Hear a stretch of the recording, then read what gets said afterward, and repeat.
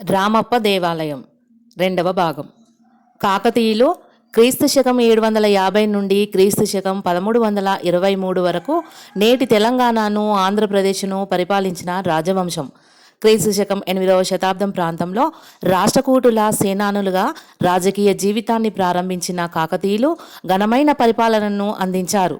శాతవాహనుల అనంతరం తెలుగు జాతిని సమైక్యం చేసి ఏకఛత్రాధిపత్యం కిందికి తీసుకువచ్చిన హైందవ రాజవంశీయులు కాకతీయులొక్కరే. కాకతీయులు దుర్జయ వంశస్థులుగా కొందరు చరిత్రకారుల అభిప్రాయం.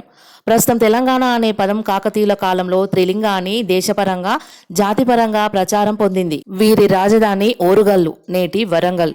చరిత్రలో అత్యంత ప్రసిద్ధిగాంచిన ఓరుగంటి కాకతీయ చక్రవర్తులు క్రీస్తు శకం 1050 మొదలు 1350 వరకు దాదాపు 300 సంవత్సరాలు రాజ్య పరిపాలన చేశారు.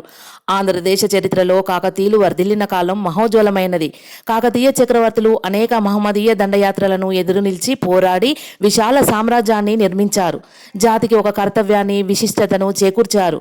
వీరి పరిపాలనా కాలాన్ని 3 దశలుగా మనం విభజించవచ్చును. క్రీస్తు శకం 1000 సంవత్సరం నుండి 1158 వరకు కొంతకాలం తూర్పు చాళుక్య రాజులకు, మరికొంతకాలం పశ్చిమ చాళుక్య రాజులకు సామంతులుగా ఉండి చిన్న చిన్న రాజ్యాలను ఓడించి చివరకు చాళుక్య రాజ్యాన్ని కూడా ఓడించి స్వతంత్ర ప్రభువులుగా రూపొంది 150 సంవత్సరాల కాలంలో 4 రాజులు పరిపాలించారు.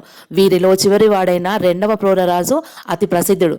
ఆ తరువాత దశలో క్రీస్తు శకం 1159 నుండి 1261 వరకు తెలంగాణను పునాదిగా చేసుకుని ఆంధ్రదేశాన్నంతా జయించారు. ఈ దశలో మొత్తం 3 రాజులు పరిపాలించారు. వీరిలో సుప్రసిద్ధులైన కాకతీయ గణపతి దేవుడు దీర్ఘకాలం అంటే 1193 నుండి 1262 వరకు పరిపాలించి కాకతీయ రాజ్యాన్ని విస్తరింపజేశాడు. ఆ తరువాత దశలో 1262 నుండి 1323 వరకు పరాయి రాజుల దండయాత్రల నుండి కాకతీయ సామ్రాజ్యాన్ని కాపాడిన వారు రుద్రమదేవి, ప్రతాపరుద్రుడు. రుద్రమదేవి అనేక మంది సామంత రాజుల తిరుగుబాట్లను ఓడించి సమర్థవంతంగా రాజ్యపాలన చేసింది. 2వ రాజైన ప్రతాపరుద్రుడు అల్లావుద్దీన్ దండయాత్రల్ని అనేక సార్లు తిప్పికొట్టి చివరకు ఓడిపోయి బందీగా చిక్కి భరింపలేని కారాగార జీవితంలో ఆత్మహత్య చేసుకున్నాడని చారిత్రక ఆధారాల మూలంగా తెలుస్తోంది. కాకతీయ చక్రవర్తులు లలిత కళల్ని, సారస్వతాన్ని పోషించి వాటికి నూతన వికాసాన్ని కలిగించారు. వీరి కాలంలో నాట్యకళలు బహుముఖంగా విస్తరించినట్లు అనేక శాసనాల వల్లను, ఆనాటి శిల్పకళల వల్లను, సాహిత్యం వల్లను విదితమవుతోంది.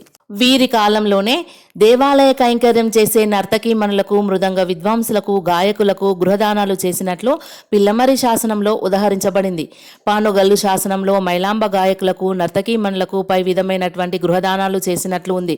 మరిన్ని వివరాలు నెక్స్ట్ వీడియోలో.